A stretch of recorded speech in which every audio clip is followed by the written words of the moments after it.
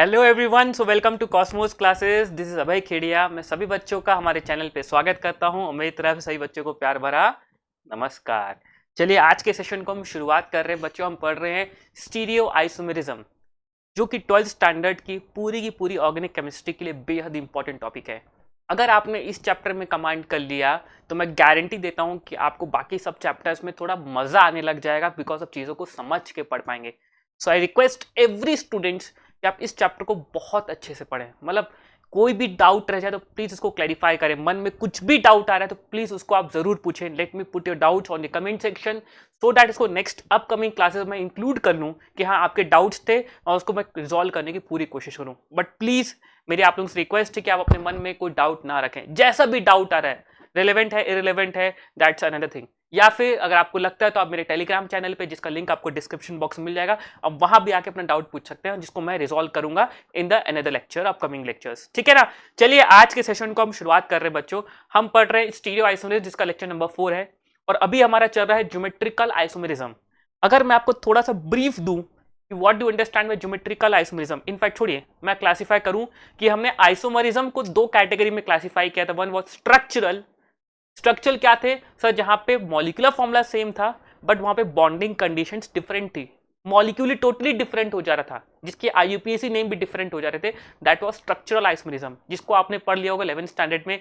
Position chain, ring chain, functional metamerism, ये सभी के सभी क्या थे हमारे? Those all are structural isomers, molecularly change. भाई आपका अल्कोहल एंड ईथर दोनों का मॉलिक्यूलर फॉर्मूला सेम हो सकता है, CH3 CH2OH, CH3OCH3। एक अल्कोहल है एक ईथर है, दोनों का molecular formula same, but this two molecules are entirely different. एक अल्कोहल एक ईथर है, they both are functional isomers, जिसको हम स्ट्रक्चरल आइसोमर्स की कैटेगरी में रखते हैं। अभी हम पढ़ रहे हैं कौन सा? Stereo isomers. What do you mean by stereo isomers?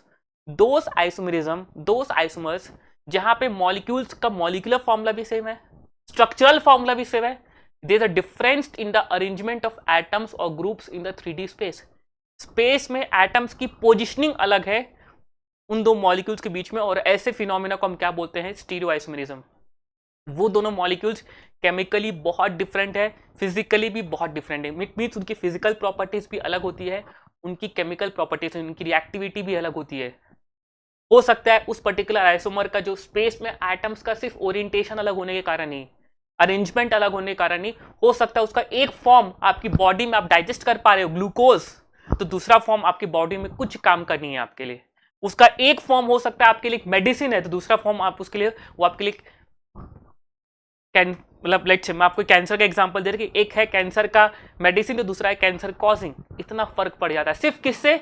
Atoms की स्पेस में अरेंजमेंट से, ग्रुप्स की स्पेस में अरेंजमेंट अलग होने से, बस। ठीक है ना। तो उसका एक कैटेगरी हम पढ़े थे ज्योमेट्रिकल आइसोमेरिज्म।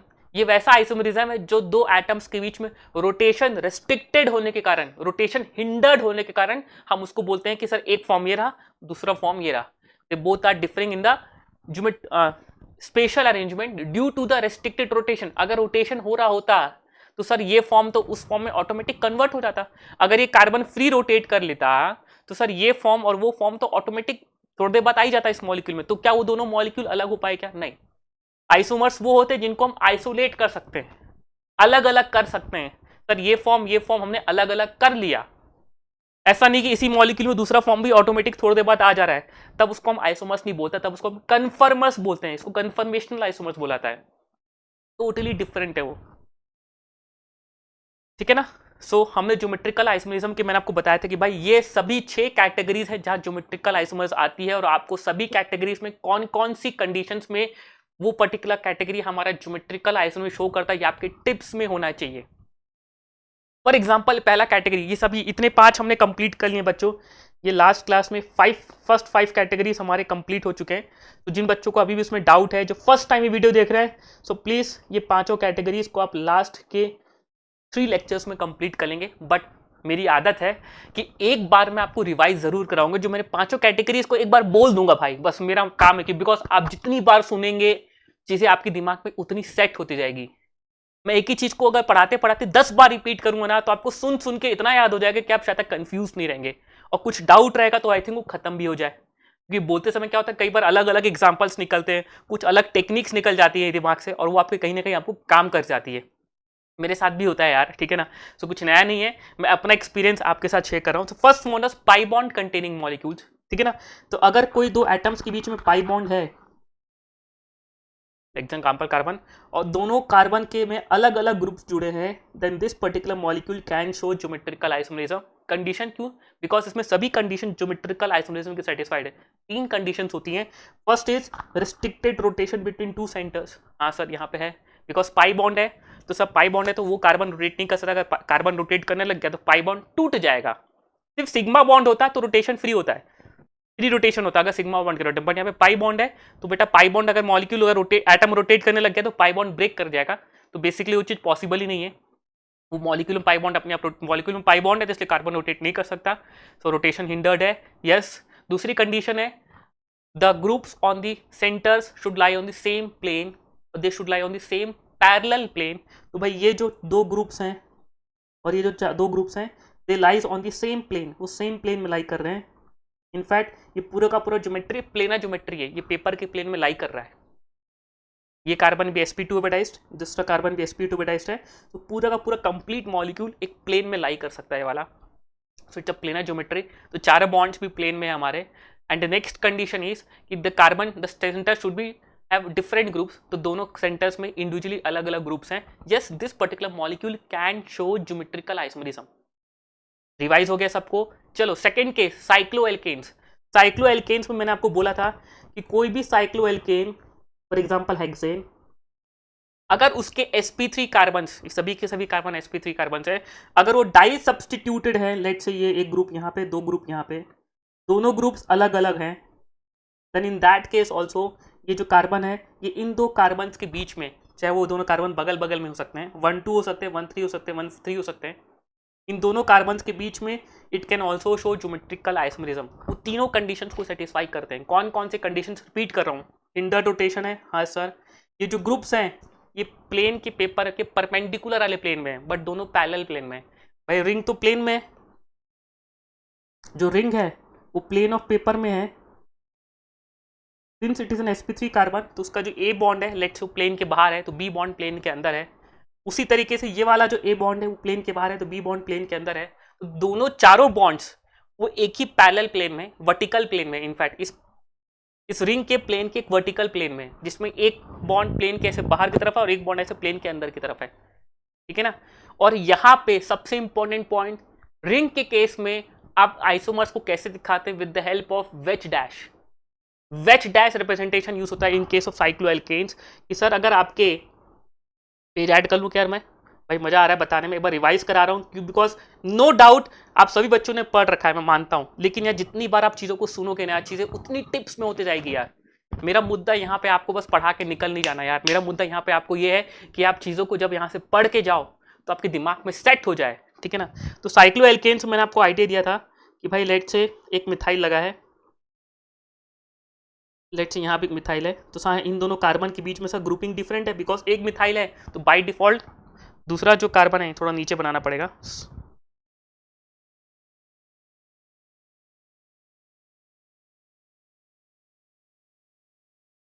इसका दूसरा कार्बन दोनों के बाय डिफॉल्ट हाइड्रोजन है, तो हाँ दोनों पे अलग अलग ग्रुपिंग लगी है। Yes, so between this two carbon it can show geometrical isomerism, ठीक है ना। ये अगर इसका एक आइसोमर है तो दूसरा आइसोमर कैसा होता है कि जब दो ग्रुप सेम साइड हो तो या तो हम दोनों को वेज में डालेंगे या तो दोनों को डैश में डालेंगे, दोनों वेज, तो ये मेरा कौन सा फॉर्म हो गया, cis form. If the same groups lies on the opposite side, ये एक प्लेन के बाहर है तो एक प्लेन के अंदर है, इसको हम बोलेंगे कौन सा फॉर्म, ट्रांसफॉर्म। बच्चों के मन में डाउट आना चाहिए, और आए तो बहुत अच्छी बात कि सर ये भी तो एक फॉर्म हो सकता था कि सर दोनों मिथाइल इस फॉर्म में जाए, ठीक है ना, ये भी एक फॉर्म था। लेकिन मैं आपको बता दूं this two forms are identical, और इस चीज़ को मैं क्लियर करूंगा, बट अभी इतनी डेप्थ में नहीं जा रहा हूँ। क्यों नहीं जा रहे हो सर, बिकॉज इसको मैं अलग से पढ़ाऊंगा। सुनो कब पढ़ाऊंगा बता दे रहा हूँ, कहाँ पे आप गलती करते इसलिए पढ़ाऊंगा। मैं आगे जाके आपको एक टॉपिक पढ़ाने वाला हूँ, नंबर ऑफ ज्योमेट्रिकल आइसोमर्स, ठीक है ना। तो जहाँ पे नॉर्मल चेन वाले कंपाउंड्स होते हैं वहाँ पे तो आप डायरेक्ट फॉर्मूला यूज करके निकाल सकते हैं, बट रिंग्स के केस में, साइक्लोएल्केन के केस में अगर आपको नंबर ऑफ ज्योमेट्रिकल आइसोमर्स को कैलकुलेट करना है तब वो फॉर्मूला वैलिड नहीं होता, बिकॉज उस केस में मॉलिक्यूल्स आइडेंटिकल हो जाते हैं, जैसे ये आइडेंटिकल हो गया तो उस केस में आपको ड्रॉ करके ही बनाना पड़ता है। तो वहां पे आपको समझाऊंगा कि दोनों मॉलिक्यूल्स आइडेंटिकल कैसे हैं। अभी के लिए आप इसको छोड़ दो, बट पता लग गया कि आपको सिस ट्रांस कैसे देखते हैं। If the same groups lies on the same side of the plane, that is either above the plane और बिलो द प्लेन, तब वो गया सिस फॉर्म, और अपोजिट साइड है तो बन गया ट्रांसफॉर्म। क्या यहाँ तक सबको क्लियर है? ठीक है ना। मैं रिपीट करता हूँ बच्चों, और बार बार मैं बोलूंगा कि आप प्लीज इसको जरूर सुने, ठीक है ना। मैं नो डाउट रिपीट करता हूँ, बट आई थिंक जितनी बार आप सुनेंगे चीज़ों को तैयार करें। और रिपीट कितना 2 मिनट खाऊंगा एक टॉपिक को बताने में। Next is cycloalkenes. Cycloalkenes means ring के अंदर डबल बॉन्ड हो। तो साइक्लोएल्कीन्स भी हमारी ज्योमेट्रिकल आइसोमेरिज्म शो करती हैं। किस तरीके से शो करती हैं? क्या कंडीशन थी भाई? रिंग के अंदर भी डबल बॉन्ड हमारी एल्कीन शो करती हैं। ये सभी कंडीशन को सेटिस्फाई करता है, बट ध्यान रखें साइक्लोएल्कीन में 8 membered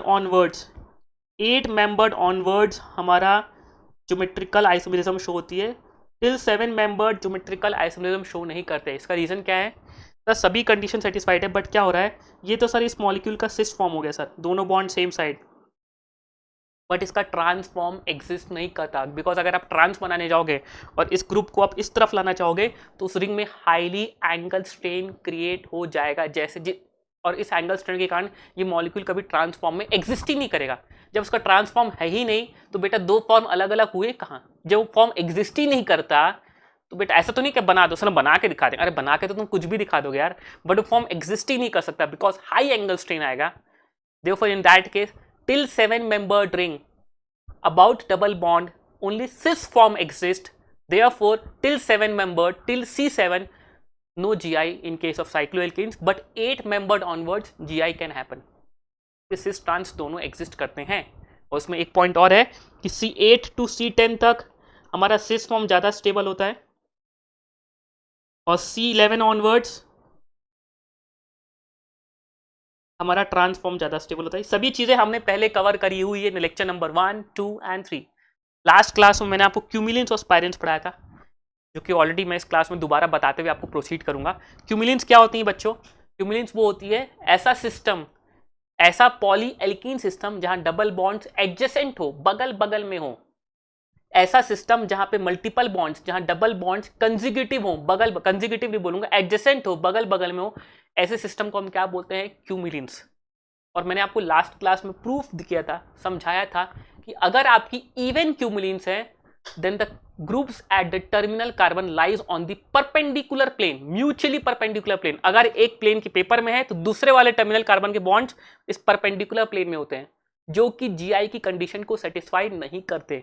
in that case even cumulenes does not show geometrical isomerism in any case. while in the case of odd cumulenes में जो bonds at the terminal carbon lies on the same plane, वो plane एक ही होता है, parallel plane, same plane, ये इस plane में तो ये भी इसी प्लेन में लाई करते हैं। Therefore they satisfy the condition of geometrical isomerism. Bye rotation restricted है, ठीक है सर। और क्या कंडीशन होती है? ग्रुप्स भी डिफरेंट है, द टर्मिनल कार्बन है different groups. At the same time the terminal carbon के जो ग्रुप्स हैं, जो बॉन्ड्स हैं, सेम प्लेन में लाई करते हैं। Therefore the odd cumulenes can show GI.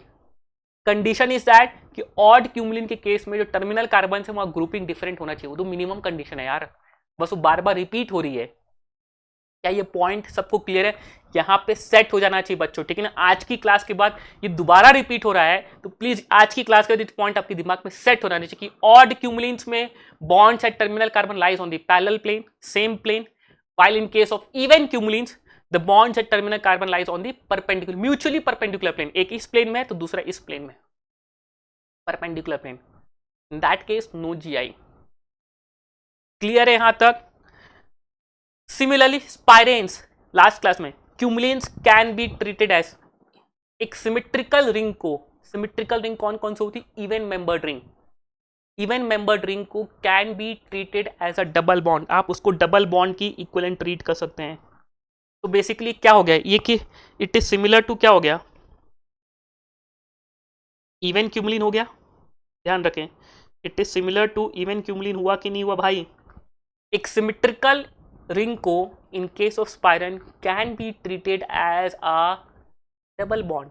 तो अब यहाँ पे इवन नंबर ऑफ बॉन्ड्स है, since it is an even number of bonds therefore the groups at terminal carbon lies on the mutual perpendicular plane. देखो ये plane की perpendicular है, plane में है, और ये प्लेन में है बॉन्ड्स, ये दो बॉन्ड्स प्लेन में, और देखिए ये दो जो बॉन्ड्स है प्लेन में है, पेपर के प्लेन में, तो एक बॉन्ड अबव द प्लेन और बिलो द प्लेन, तो बेसिकली वो प्लेन क्या है, प्लेन ऑफ पेपर के रिंग के परपेंडिकुलर है। फॉर एग्जाम्पल लेट से यहाँ पे आपको मेरे को कैमरे में देख रहे हो, अगर वो पेपर का प्लेन है तो ये जो हाथ है, तो ये मेरा हाथ वाला प्लेन क्या हो गया, उसके परपेंडिकुलर हो गया। तो इस प्लेन में वो बॉन्ड्स लाई कर रहे हैं हमारे, एक बॉन्ड प्लेन के ऊपर और एक बॉन्ड प्लेन के नीचे, सॉरी ऐसे इस प्लेन में लाई कर रहे हैं। तो जिसमें ये जो लाइट से ये प्लेन का पेपर का प्लेन है जहाँ पे आपका बोर्ड है, तो उसके ऊपर आ रहा है पॉइंट्स पे, ये ऊपर आ रहा है, ये प्लेन के ऊपर, और नीचे की तरफ जो बॉन्ड आ रहा है इस प्लेन के, वो प्लेन के अंदर जा रहा है। तो ऊपर वाला बॉन्ड को हम वेज से दिखाते हैं, और जो नीचे वाला बॉन्ड जा रहा है उसको हम डैश से दिखाते हैं, जो प्लेन के अंदर जा रहा है, that is represented by dash. Similarly odd cumulenes में क्या होगा, ऑड क्यूमुलेंस के केस में the bonds at the terminal carbon will lies on the same plane, उस सेम प्लेन में लाई करेंगे या पैरेलल प्लेन में लाई करेंगे, therefore the odd cumulants can show GI। क्या ये point clear, provided that the groups at terminal carbon are different, ठीक है ना, ये हमारे इसके स्टीरियो सेंटर्स हो जाएंगे, और इन दोनों पॉइंट के बाद they can show geometrical isomers.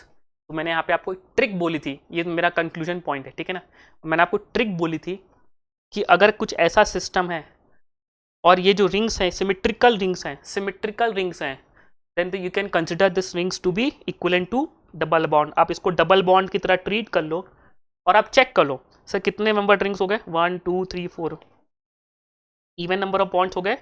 Therefore groups कौन से प्लेन में हो गए, therefore groups at terminal carbon are at mutually perpendicular plane, अब म्यूचुअली परपेंडिकुलर प्लेन है, देयरफॉर नो जीआई। आप इसको इस शॉर्ट ट्रिक को प्लीज आप ध्यान रखेंगे, बट ध्यान रखना ये शॉर्ट ट्रिक कब वैलिड है, only in case of symmetrical spirane, जहां रिंग सिमेट्रिकल होती है, जो कि इवन मेंबर्ड रिंग होती है। इन case of odd membered ring, odd number की रिंग है, तो वहां पे आपको कंसेप्ट से जाना पड़ता है। कंसेप्ट के लिए एक क्वेश्चन मैं आप लोगों को कराऊंगा यहाँ पे, जो मैंने आपको लास्ट क्लास में होमवर्क दिया था, तो प्लीज सभी बच्चे इस क्वेश्चन को ध्यान से सुनेंगे। ये मैंने आपको होमवर्क दिया था, प्लीज सभी बच्चे इस क्वेश्चन को बहुत अच्छे से सुनेंगे। क्या यहाँ पे इसको मैं इवन नंबर ऑफ रिंग मान के सॉल्व करूंगा, क्या नहीं, यहाँ पे आपको थोड़ा सा लॉजिकली आपको जाना पड़ेगा, स्ट्रक्चर को ड्रॉ करना पड़ेगा। कैसे, चलो मैं इस कार्बन से स्टार्ट करता हूँ, सभी कार्बन sp3 ऑर्बिटाइज्ड हैं, तो लेट से इस कार्बन के दो जो बॉन्ड्स हैं यहाँ से बनाना स्टार्ट करता हूँ। चलो फिर यहाँ से बनाना स्टार्ट करता हूँ, जो ज़्यादा अच्छा रहेगा, इसी कार्बन स्टार्ट करते हैं। सब बच्चे सोचते हो सब पीछे से क्यों स्टार्ट करते हो, यहाँ से स्टार्ट करते हैं। sp3 कार्बन है, तो लेट से उस कार्बन से जो CH3 ग्रुप जुड़ा हुआ है वो मेरा प्लेन के बाहर वाला है, ठीक है ना, तो ऐसे ही बना लेते हैं, ठीक है, और उसमें H भी लगा है, तो H मेरा हो गया डैश में, तो ये CH3 हो गया ये वाले बॉन्ड में, ये हो गया ऐसा। अब वो sp3 कार्बन है, तो बेटा दो बॉन्ड तो प्लेन में रहेंगे सर, तो इसके सर ऑब्वियस है ये दो जो बॉन्ड्स हैं, ये वाला जो बॉन्ड है और ये वाला जो बॉन्ड है, ये प्लेन में रहेगा, sp3 कार्बन है, तो sp3 कार्बन के दो बॉन्ड्स प्लेन में, एक बॉन्ड प्लेन के ऊपर एक बॉन्ड प्लेन के नीचे, तो हमने वो भी बना लिया। अब सिंस एक रिंग मेरी प्लेनर ज्योमेट्री है, तो भाई ये बॉन्ड को भी बाय डिफॉल्ट मेरा जो थर्ड बॉन्ड है इसको भी इसी प्लेन में होना पड़ेगा। रिंग है भाई साहब, है रिंग को तुम मोड़ के नहीं रख सकते, ठीक है ना, एंगल स्ट्रेन क्रिएट हो जाएगा। तो रिंग एक प्लेनर होने के कारण ये कार्बन का ये वाला बॉन्ड भी प्लेनर रहेगा, ठीक है ना। अब नाउ इस रिंग से ये वाला कार्बन देखो, ये कार्बन भी sp3 ऑर्बिटाइज्ड है, तो इससे दो कार्बन तो मेरे क्या है प्लेन में, तो बाकी दो कार्बन क्या होंगे प्लेन के परपेंडिकुलर प्लेन में, तो बेटा ये बॉन्ड कुछ ऐसा रहेगा, ऐसा रहेगा थोड़ा सा, बिकॉज उसकी दो बॉन्ड्स तो प्लेन में आ गए, तो बाकी दो बॉन्ड्स उसके परपेंडिकुलर प्लेन में होंगे, ये हो गया, और एक बॉन्ड और बचा इसको बनाने का। तो ये बॉन्ड अगर मैं बनाऊंगा,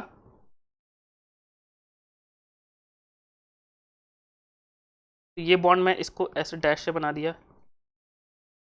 ठीक है ना। थोड़ा डायग्राम अच्छा नहीं बनाते आप, क्या भाई सर मैं आपको बता दूं थोड़ा सा ना यहाँ बनाने की आदत नहीं है बस थोड़ी सी, ठीक है ना, मैं थोड़ा सा फिर भी अच्छा सुंदर बनाने की कोशिश करता हूँ। थोड़ा डैश वाला पार्ट थोड़ा गंदा सा बना है, ये ऐसा हो गया, ठीक है ना, और ये भी यहाँ से ऐसा हो गया, तीसरा बॉन्ड हो गया।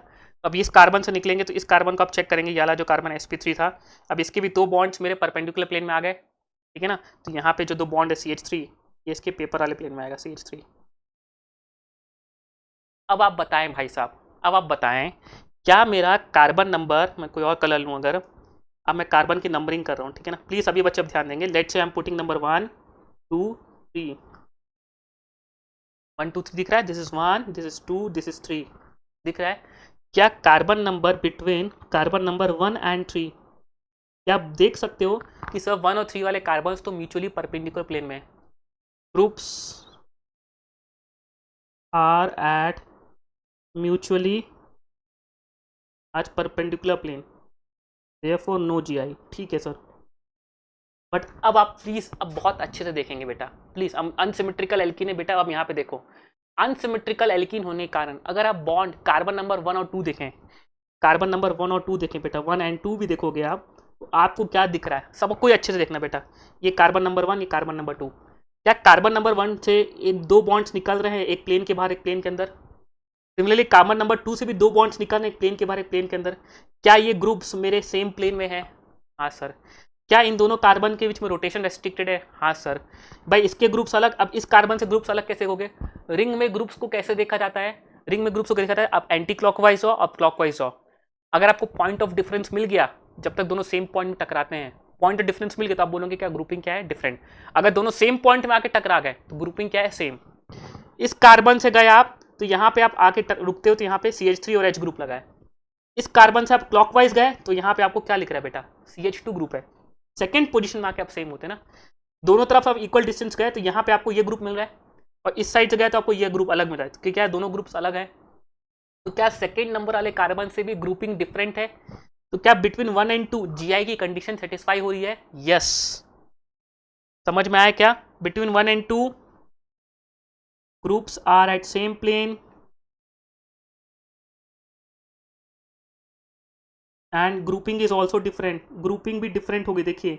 लेकिन यही चीज अगर आपका सिमेट्रिकल क्यूमुलिन स्पाइरन होता ना, देयरफॉर जीआई शो करेंगे। तो yes this molecule is going to show GI between 1 and 2। Overall ये मॉलिक्यूल मेरा जीआई शो करेगा। हो गया ना धांसू क्वेश्चन। अगर आप रट्टा मार के जाते बच्चों, देखो बेटा, अगर आप रट्टा मार के जाते कि सर इवन क्यूमुलिन्स में बॉन्ड्स परपेंडिकुलर प्लेन में होते हैं तो वो जीआई शो नहीं करेंगे, यस। बट वो सिमेट्रिकल स्पाइरेंस होते हैं बेटा, सिमेट्रिकल रिंग्स होती हैं। अनसिमेट्रिकल में बेटा एक बार आपको चेक कर लेना भाई, बिकॉज अनसिमेट्रिकल में देखो तो आपके ग्रुप्स अलग हो गए बेटा। नो डाउट 1 एंड 2 के कार्बन के जो बॉन्ड्स हैं ये सेम प्लेन में है, बट ग्रुप्स अलग हो। देखो सेकंड नंबर है कार्बन से ये बॉन्ड आ रहा है भाई, ये बॉन्ड आ रहा है, और सेकंड नंबर है नीचे में ये बॉन्ड आ रहा है। यहाँ पे CH2 ग्रुप आ रहा है और यहाँ पे CH के साथ CH3H, अलग ग्रुपिंग हो गई ना। रिंग्स में ग्रुप को कैसे देखते हैं बेटा? अब रिंग में क्लॉकवाइज और एंटी क्लॉकवाइज दोनों साथ साथ जाओ, साथ साथ जाओ। अगर आपको फर्स्ट पॉइंट ऑफ डिफरेंस मिल गया तो आप बोलोगे कि ग्रुपिंग क्या है? डिफरेंट। अगर आपको पॉइंट ऑफ डिफरेंस नहीं मिल रहा है, आप दोनों सेम पॉइंट में आकर टकरा गए, तो आप क्या बोलोगे? उस कार्बन से ग्रुप क्या है? आइडेंटिकल है। क्या ये पॉइंट क्लियर है? तो yes this molecule is going to show GI. It's a very good question बच्चा, बिकॉज मैं अपना जो पॉइंट है जहां पे जो तब से लिख रहा हूं even number of cumulenes never is going to show GI, वो पॉइंट को मैंने अनवैलिड कर दिया। और अनवैलिड क्यों किया? बिकॉज ये कंडीशन सेटिस्फाई नहीं हुई। At 2 terminal carbon grouping should be different, spirane system should be symmetrical about line joining the terminal carbon. But क्या यहाँ पे स्पाइरन सिस्टम सिमेट्रिकल है? क्या line joining the terminal carbon को अब सिमेट्रिकल है क्या? यहाँ पे ऊपर रिंग है तो यहाँ पे रिंग, यहाँ पे नीचे है। सिमेट्रिकल कब होता है? जब ऊपर भी रिंग और यहाँ भी रिंग, ऊपर भी रिंग यहाँ भी रिंग, इसको सिमेट्रिकल बोलेंगे ना। रिंग लाइन के ऊपर और लाइन के नीचे एकदम हुलिया सेम हो, क्या सिमेट्रिकल है? नहीं है। इसलिए ये पॉइंट वैलिड नहीं जो मैंने पीछे पॉइंट्स लिखे थे। इन दैट केस आपको थोड़ा सा बना के चलना पड़ेगा। तो प्लीज आप इसकी प्रैक्टिस जरूर करें। क्या ये पॉइंट सबको क्लियर है? आई होप मैंने पॉइंट क्लियर किया एक बहुत ही शानदार क्वेश्चन के साथ। So let's move to the one more question. अब इस क्वेश्चन को मैं बहुत सारे वेरिएशंस कराऊंगा। पहले ये क्वेश्चन डिस्कस करता हूँ, फिर इस क्वेश्चन के मैं बहुत सारे वेरिएशंस कराऊंगा, जस्ट टू मेक श्योर कि आपका दिमाग पूरा खुल जाए भाई साहब, कुछ बचे ना यहाँ से। और आप सभी बच्चे इन क्वेश्चंस के वेरिएशंस को आप देखेंगे जरूर, बिकॉज बस मेरे को एक बॉन्ड हटाना और एक बॉन्ड जोड़ना है, क्वेश्चन नया। और सामने वाला एग्जामिनर इतना बुद्धू नहीं भाई साहब, वो सब वेरिएशंस तो लाता ही है यार, ठीक है ना। जैसे पहला क्वेश्चन देखते हैं जो 13 नंबर बना हुआ है, बाकी क्वेश्चंस को मैं खुद बनाऊंगा आपके सामने और आप बताना कि जीआई शो करेगा कि नहीं करेगा, ठीक है ना। Let's move to the question number 13। क्या 13 वाला एक मेरा जो सिस्टम है, क्या वो मेरा एक तरह से बोल सकता हूँ, फर्स्ट ऑफ ऑल क्या इसको मैं स्पाइरेन में कन्वर्ट कर सकता हूँ? क्या डबल बॉन्ड को यहाँ पे डबल बॉन्ड कंसिडर कर सकता हूँ? क्या नहीं। क्यों? बिकॉज मैं उसको तभी कंसिडर कर सकता हूँ जब मेरा एक सिमेट्रिकल सिस्टम हो। यहाँ पे सिमेट्रिकल सिस्टम नहीं है, symmetrical means even number of spiranes हो, ऐसा हो तभी कर सकता हूँ, यहाँ पे ऐसा नहीं है। अब यहाँ पे आपको इंडिविजुअली कार्बन को ट्रीट करना पड़ेगा। मैंने कार्बन नंबर 1 और 2 देखा, क्या बिटवीन 1 एंड 2, बिटवीन 1 एंड 2 दो कंडीशन सेटिस्फाई हो रही है, कौन कौन सी? रिस्ट्रिक्टेड रोटेशन है, बॉन्ड्स पैरेलल प्लेन में। बट ध्यान रखें सर, यहाँ पे भी ग्रुपिंग सेम है, सेकेंड वाले कार्बन पे भी ग्रुपिंग सेम है, इनफैक्ट फर्स्ट वाले कार्बन पे भी ग्रुपिंग सेम है। देखो, अब फर्स्ट वाले कार्बन से पीछे क्लॉकवाइज एंटी क्लॉकवाइज आओगे तो आप सेम ग्रुप में आओगे। इधर गए तो आपको सेम ग्रुप मिला, इधर गए तो आपको सेम ग्रुप मिला, फिर आप वापस इधर से इधर आए तो आपको ये मिला, आप वहाँ से वहाँ गए तो आपको सेम मिला। अल्टीमेटली आपको जैसे ही आप टकराओगे तो आप हमेशा सेम पॉइंट में आगे टकरा जाओगे। ओवरऑल घूम फिर के आप यहाँ होगे जब आप एंटी क्लॉकवाइज गए, और जब क्लॉकवाइज आप यहाँ होगे आपको कोई पॉइंट ऑफ डिफरेंस नहीं मिला। दोनों कार्बन पे ग्रुपिंग सेम था, इसलिए मैं बोलूँगा सर ये मॉलिक्यूल मेरा जीआई शो नहीं करेगा। नहीं सॉरी, करेगा, करेगा, अभी करेगा। चलो, अब मैंने गलती कर दी जल्दी जल्दी में। ये तो पाई बॉन्ड वाला हो गया था, ये मॉलिक्यूल जीआई शो करेगा। तो बिटवीन 1 एंड 2 नो जीआई, ठीक है, बिटवीन 1 एंड 2 नो जीआई। क्यों?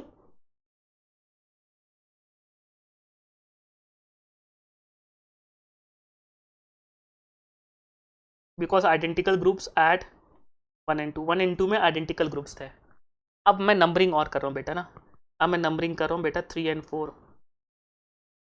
भाई 3 एंड 4 तो मेरी साइक्लो एल्केन की कंडीशन को सेटिस्फाई कर रहा है। The carbon should be sp3 hybridised, sp3 hybridised है सर, हाँ। It should be disubstituted, हाँ सर, एक मिथाइल है, एक ब्रोमीन है, एक एच है, एक ब्रोमीन एक एच है, खत्म। So between 3 and 4, between 3 and 4 it will show GI, GI show करेगा। साइक्लो एल्केन्स की कंडीशन सेटिस्फाई हो रही है भाई साहब।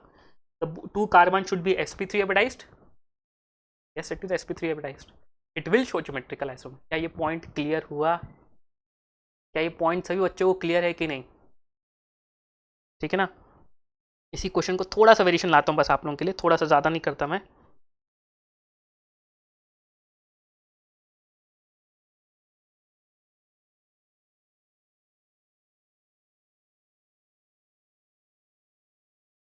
अब बताइए, तो अगर मैं नंबरिंग करूँ 1 2 3 एंड 4, क्या ये between 1 and 2 geometrical isomerism show करेगा? तो आप बोलेंगे यस सर, बिटवीन 1 एंड 2 ये जीआई शो करेगा। क्या डबल बॉन्ड के तहत जीआई शो करेगा? यस, बिकॉज सेकंड वाले कार्बन पे दो डिफरेंट ग्रुप्स हैं एंड फर्स्ट वाले कार्बन पे भी ग्रुपिंग डिफरेंट बेटा, बिकॉज फर्स्ट वाले कार्बन से जब यहाँ गए तो आपको यहाँ पे ग्रुप ब्रोमीन ग्रुप जुड़ा होता है, और जब आप क्लॉकवाइज गए तो आपको मिथाइल ग्रुप जुड़ा हुआ था। Yes, grouping is different. Yes, between 1 and 2 it will show geometrical isomerism. आप बिटवीन 3 एंड 4 जाओ, बिटवीन 3 एंड 4 सर वहां भी जीआई शो करेगा। Between 3 and 4 again it is a condition of cycloalkenes. ये पाई बॉन्ड कंटेनिंग मॉलिक्यूल है, ये pi bond containing वाला molecule था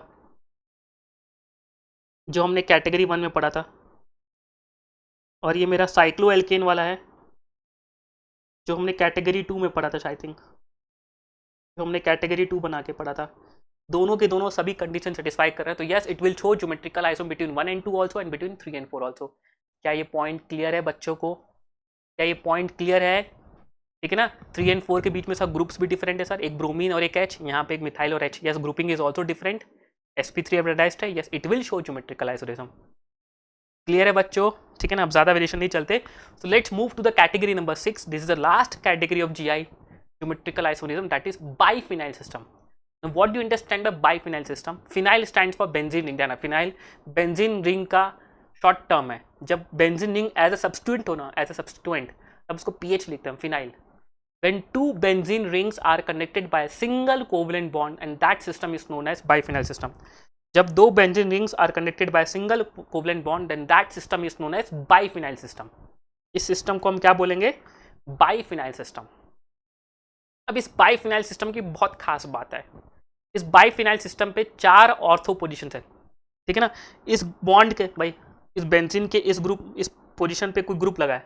पहले इस बेंजीन को देखो, बेंजीन 1 को देखो, बेंजीन 2 को अलग देंगे अपन। पहले बेंजीन 1 को देखिए आप, बेंजीन 1 के रेस्पेक्ट में यहाँ पे ग्रुप लगा है, इस ग्रुप के रेस्पेक्ट में इसकी 4 ऑर्थो पोजीशन हो गई, 2 ऑर्थो पोजीशन ही हो गई।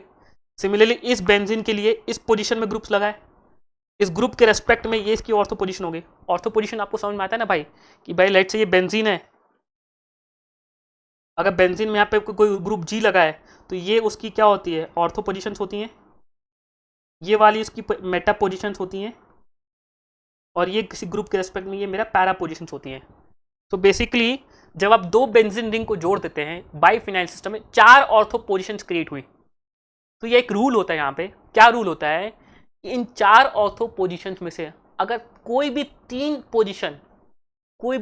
पोजीशन अगर मेरे किसी बल्कि ग्रुप से ऑक्यूपाइड हो गई, अभी नहीं करी मैंने, करूंगा, अगर इन 4 ऑर्थो पोजीशंस में से कोई भी 3 पोजीशन अगर बल्कि ग्रुप से सब्सटीट्यूटेड हो गई, तब ये जो रिंग्स हैं, जो कि नो डाउट सभी के सभी कार्बन क्या है, आपके sp2 हाइब्रिडाइज्ड, जो कि राइट नाउ अभी प्लेनर है, ये ज्योमेट्री अभी प्लेनर है, बट जैसे यहाँ पे 4 ग्रुप्स लगेंगे ऐसे, तो in order to avoid the repulsion, अपने रिपल्शन को कम करने के लिए उसमें से एक रिंग इसके परपेंडिकुलर हो जाती है।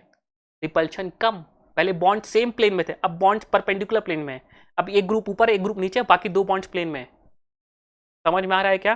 कुछ सिस्टम अगर मैं पेन लाया तो मैं आपको समझाने की कोशिश करता, बट मैंने कुछ लाया नहीं समझाने के लिए, किसी और दिन आपको जरूर दिखाऊंगा।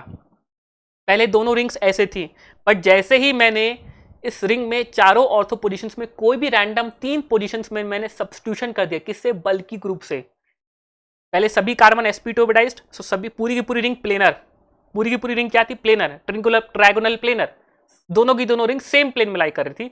But when all the 4 positions of when either of the 3 positions of the ortho substitutions are occupied, then in order to avoid the repulsion at ortho positions, because ortho position में ग्रुप्स रहेंगे तो repulsion होगा, so in order to avoid the repulsion one of the ring moves to the perpendicular plane, वो भी plane में ही है but अपने एक दूसरे प्लेन में चले जाती है, in order to avoid the repulsion between the groups. क्या दिख रहा है सबको क्या?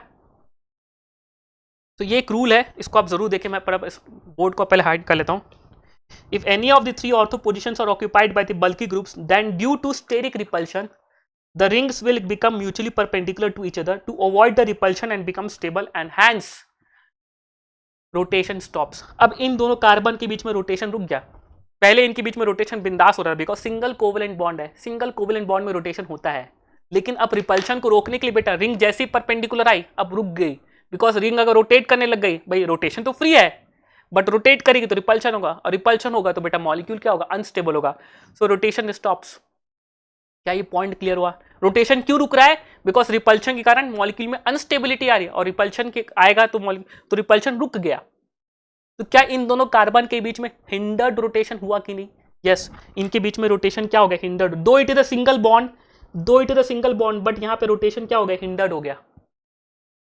क्या ये पॉइंट क्लियर हो? पहली बात, सो पहली कंडीशन मेरी हिंडर्ड रोटेशन हो गई, ठीक है ना। सो मैंने एक पॉइंट वापस लिख दिया क्या, तो मेरा ये पॉइंट जो मेरा पहला पॉइंट था, देखो मैंने इसको जस्टिफाई कर दिया। If any of the 3 ortho positions are occupied by bulky groups, then due to steric repulsion the rings will become mutually perpendicular to each other to avoid the repulsion and hence become stable and hence rotation stops.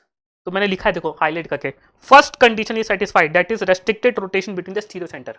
मेरी पहली condition satisfy हो गई, rotation क्या हो गया, इन दो points के बीच में रोटेशन क्या हो गया, हिंडर्ड हो गया।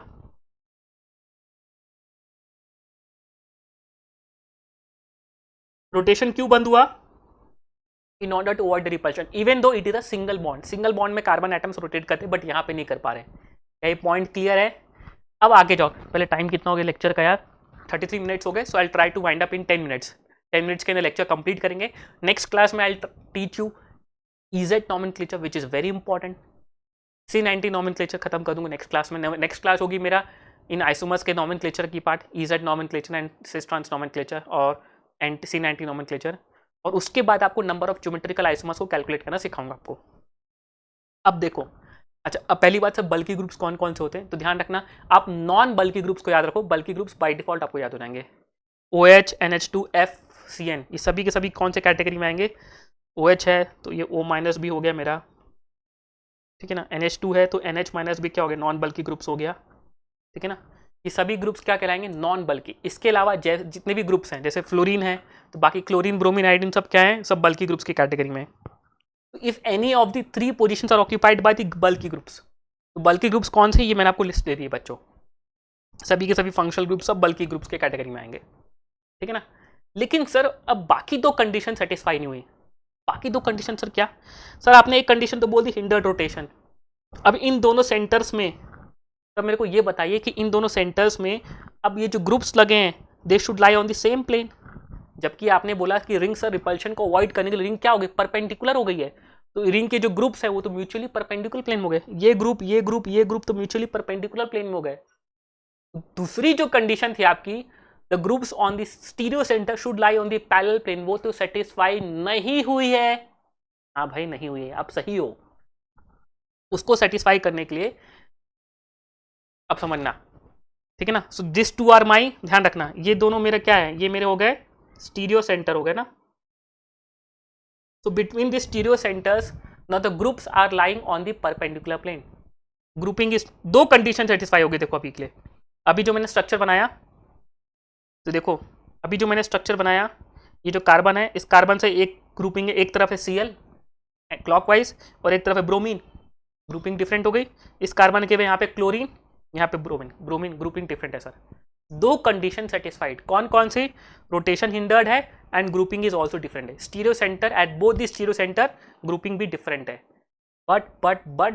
But since groups are in the mutually perpendicular plane therefore no GI. भाई ये रिंग तो परपेंडिकुलर प्लेन में है ना भाई, ये स्ट्रक्चर एक्चुअली ऐसा है। अब ड्रॉ करने की कोशिश कर रहा हूं बट आपको बार बार नहीं बनाना।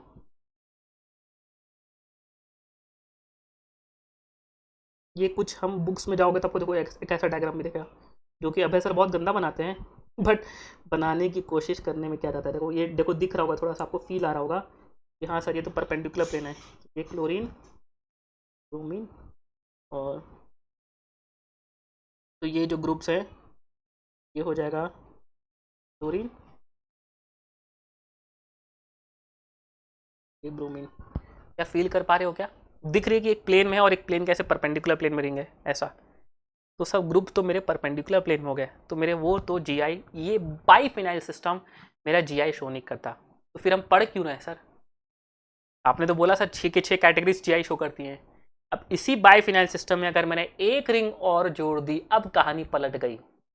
अब ये मेरा सिस्टम जीआई शो करता। देखिए अब आप क्या बोलेंगे, ये दो रिंग आपस में परपेंडिकुलर, रिपल्शन इनके बीच में भी है तो इन दोनों आपस में परपेंडिकुलर होंगे, रिपल्शन इनके बीच में ये भी परपेंडिकुलर होंगे। बेसिकली ये जो बीच वाली रिंग है, सुना बेटा, ये बीच वाली रिंग दोनों प्लेन रिंग के परपेंडिकुलर होगी। ये इनके बीच में रिपल्शन, इनके बीच में repulsion. So in order to avoid the repulsion ये प्लेन की परपेंडिकुलर हुई। अब ये परपेंडिकुलर ऑलरेडी हो चुकी है तो ये प्लेन ये दोनों सेम प्लेन में आ गई। कौन सी? First and 3। बेसिक क्या बोल सकते 1 and 3 ring 1 and 3 will lie on same plane. अब बोलोगे सर कि यहाँ पे अब तीनों की तीनों कंडीशन सेटिस्फाई हो गई हैं कि सर अब मेरे ये स्टीरियो सेंटर्स हो गए, ये दो carbon, this two carbons are stereo centres. So now between carbon number 1, मैं इसको number carbon number 1 and carbon number 2, तो between carbon 1 and carbon C2 तीनों कंडीशन सेटिस्फाई होगी। क्या? रोटेशन हिंडर्ड हो चुका है, रोटेशन स्टॉप हो चुका है, ग्रुप्स मेरे सेम प्लेन में लाइक कर रहे हैं और ग्रुपिंग डिफरेंट भी है, ग्रुप्स डिफरेंट भी है and therefore it will show GI, ये मेरा जीआई को शो कर देगा। तो ध्यान रखना है आपको क्या बच्चों, कि इन case of biphenyl system GI show नहीं होता, बट जैसे 3 रिंग आ जाती है और इन दोनों स्टीरियो सेंटर्स में मेरे ग्रुप्स डिफरेंट है, एक तरफ क्लोरीन एक तरफ ब्रोमीन, एक तरफ क्लोरीन एक तरफ ब्रोमीन, तो वो मेरा जीआई शो करेगा। यहाँ पे सभी ग्रुप सेम हो जाए चलेगा बेटा, इस रिंग का कोई मतलब नहीं। इस रिंग का सिर्फ इतना ही मतलब है कि दोनों रिंग को सेम प्लेन में लाने का। तो इस रिंग में अगर मैं Cl लगा भी देता, यहाँ पे चारों Cl होते, कुछ फर्क नहीं पड़ता। अल्टीमेटली मेरे काम था कि तुम रोटेशन को हिंडर्ड करके, रोटेशन के कारण रोटेशन को हिंडर्ड करो और ग्रुप्स को परपेंडिकुलर प्लेन में लाओ। बट अब ये दोनों रिंग्स मेरी 1 and 3 सेम प्लेन में आ गई, सेम प्लेन में आ गई, और दोनों रिंग के जो ग्रुप्स हैं left hand side right hand side, left hand side right hand side, grouping different है। हाँ सर। पैरेलल प्लेन में, हाँ सर। रोटेशन हिंडर्ड है बिकॉज इन दोनों के बीच में रोटेशन रुका हुआ है, इन दोनों के बीच में रोटेशन रुका हुआ है, तो ओवरऑल पूरा सिस्टम रुका हुआ है, पूरे सिस्टम में रोटेशन रुका हुआ है। दो even a single bond covalent, single covalent bond है, बट उसके बाद भी कार्बन कार्बन के बीच में रोटेशन रुका हुआ है। रिपल्शन को अवॉइड करेंगे। कब रोटेशन रुकेगा बेटा? If any of the three ortho positions are occupied by the bulky groups. Bulky groups की लिस्ट कहाँ है? ये रही। क्या ये पॉइंट क्लियर हो बच्चों? रट्टा मत मारो बेटा प्लीज, समझोगे ना तो आप कोई भी क्वेश्चन क्रैक कर पाओगे, बिकॉज कुछ क्वेश्चन ऐसे आते हैं जहां पे आपको उसका रीजन लिखना होता है यार। This particular system is not going to show GI, why? 4 statements लिखे हैं तो आप बोल पाओगे sir group ring 1 and ring 2 are present on the mutually perpendicular plane, therefore the groups at the stereo centers are lying on the mutually perpendicular plane। और groups अगर मेरी mutual perpendicular है तो उनके बीच में जीआई नहीं सेटिस्फाई होता, because GI के लिए group should lie on the same plane. अगर म्यूचुअली परपेंडिकुलर प्लेन में होता है तो उनके बीच के डिस्टेंस में फर्क नहीं आता अगर इसका आप दूसरा आइसोमर बनाओगे तो। while in the case of 3 rings, the terminal rings now lies on the same plane। in that case between C1 and C2 अगर मेरे अलग अलग ग्रुप्स हैं तो yes it will show the phenomena of GI between C1 and C2। ये C1 and C2, ठीक है ना। और एक ऐसा नोट के पॉइंट ऑफ है, अगर आपके पास SO3H ग्रुप या NO2 ग्रुप है तो ये दोनों ग्रुप्स इतने सफिशिएंट बड़े हैं कि इनके सिर्फ आप डाई सब्स्टिट्यूशन भी कर दो तो भी रोटेशन रुक जाता है। If any of the 4 ortho positions में से if any of the two ortho positions are occupied by the SO3H and NO2 then also the rotation stops, because दोनों का साइज बहुत बड़ा होता है। those are very bulky groups, SO3H and NO2 are very bulky groups। तो इनके तो ये दोनों का साइज इतना सफिशिएंट है कि दोनों के एक एक ऑर्थो पोजीशन में, एक इसकी ऑर्थो और एक इसकी ऑर्थो में, अगर दोनों में एक में SO3H एक में SO3H लग गया रोटेशन रुक गया, एक में SO3H एक में NO2 लग गया रोटेशन रुक गया। दोनों इतने बल्कि हैं, रोटेशन रुक गया और रिंग्स कहाँ आ गई? परपेंडिकुलर प्लेन में आ गई। बाईफिनाइल सिस्टम नहीं, बट इसी को अगर मैं ट्राईफिनाइल सिस्टम में ला दूं और दो ग्रुप्स भी लगाऊं तो भी मेरा काम चल जाएगा। रोटेशन रुकने के लिए मेरे को सिर्फ NO2 ग्रुप और एक SO3H ग्रुप मेरा काम कर देती हैं, ठीक है ना। बस ये पॉइंट के फॉर्म में आप लोग ध्यान रखो। सो इस पे बेस्ड क्वेश्चंस मैं आपको नेक्स्ट क्लास में 1-2 कराऊंगा कि आपसे पूछूंगा क्या ये सिस्टम मेरा जीआई शो करेगा? नहीं। तो बेटा बाईफिनाइल सिस्टम जीआई शो नहीं करता। 2 रिंग्स है तो जीआई सिस्टम शो नहीं करता, बिकॉज उसमें ग्रुप्स रिंग्स मेरी परपेंडिकुलर प्लेन में होती हैं। क्या ये पॉइंट क्लियर है? क्या ये पॉइंट सबको क्लियर है? But in case of triphenyl system yes it will show GI provided that at both the stereo centres the grouping is different. ये ग्रुप स्टीरियो सेंटर है, यहाँ पे क्लोरीन है ब्रोमीन है, यहाँ पे क्लोरीन है ब्रोमीन है, बाकी यहाँ पे तुम कुछ भी लगा दो, but they should be bulky groups, ठीक है ना। क्या यहाँ तक मैं आपको सभी के सभी 6 केसेस जीआई के समझा पाया? ठीक है ना। So we have covered 6 categories जहाँ मॉलिक्यूल्स मेरे जीआई शो कर सकते हैं जो हमारे सिलेबस में है, ठीक है ना। इसके बाद नेक्स्ट क्लास में will shift to EZ nomenclature which is very important. ये बहुत इंपॉर्टेंट आप लोग के लिए। ईजेड नॉमेनक्लेचर क्या होता है कि सर जहाँ पे हिंडर्ड रोटेशन होता है, अगर वहाँ पे कोई ग्रुप्स आइडेंटिकल हैं तब तो आप सिस ट्रांस डिफाइन कर लेते हो कि मिथाइल ग्रुप के रेस्पेक्ट में दोनों मिथाइल सेम साइड है बाई बॉन्ड के, तो सिस, दोनों मिथाइल ग्रुप्स अपोजिट साइड है तो ट्रांस। बट अगर चारों ग्रुप्स डिफरेंट है तब वहाँ पे हम एक नॉमेनक्लेचर यूज करते हैं दैट इज ईजेड नॉमेनक्लेचर, जिसको हम एक CIP रूल की मदद से सीखते हैं। तो we will understand CIP rule, ठीक है ना। पूरा डीप में जाएंगे कि आप सभी के सभी CIP रूल्स के सभी क्वेश्चंस को क्रैक कर लें। जैसे 90 बताऊंगा, ईजेड सिस ट्रांस तो हो चुका है, और उसके बाद then will shift to number of GI. ये तो रूल्स हैं जो नेक्स्ट क्लास में पूरा समझाऊंगा एक क्वेश्चंस की मदद से। टेंशन मत लेना, बहुत अच्छे से करेंगे, सभी रूल्स को बहुत अच्छे से लिखेंगे अपन।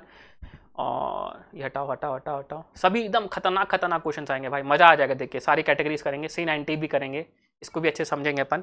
फिर अपन नंबर ऑफ जीआई निकालेंगे, calculation of number of GI, geometrical isomers, जो कि एक फॉर्मूला बेस्ड है। और रिंग के केस में आपको ये फॉर्मूला वैलिड नहीं होता, साइक्लोएल्केन्स में ये फॉर्मूला वैलिड नहीं होता, वहाँ पे आपको बना के करना पड़ता है। तो बना के प्रैक्टिस करके हम इसको फाइनली समझेंगे। उसके बाद geometrical isomers complete. So I think I will take another 2 to 3 more classes जहाँ पे पूरा का पूरा टॉपिक कंप्लीट हो जाएगा, बिकॉज इसके क्वेश्चंस की बहुत प्रैक्टिस कराने के लिए आया हूँ मैं आप लोगों के लिए। काफ़ी सारे क्वेश्चन हैं आप लोगों के लिए, कुछ की पॉइंट्स हैं जो मैं आपको सिखाना चाहता हूँ, जो मेरे अभय खेड़िया सर के पॉइंट्स हैं, ठीक है ना। लिखा है जैसे छोटी मगर मोटी बातें, ठीक है। ये सब चीज़ें को अपन सीखेंगे क्या होता है, और वहाँ से जीआई हमारा अच्छे से कंप्लीट हो जाएगा। सो अगर मज़ा आ रहा है बच्चों तो प्लीज़ हमारे चैनल को सब्सक्राइब करो, जस्ट टू मेक श्योर कि आपको ये चैनल्स का बेनिफिट मिले, आप इसका बेनिफिट उठा सकें, और अपने फ्रेंड्स में, अपने स्कूल्स में, अपने कोचिंग्स में अपने फ्रेंड्स को बताएं कि यहाँ पे रोज रेगुलर बेसिस में आपको पूरी की पूरी केमिस्ट्री पढ़ाऊंगा।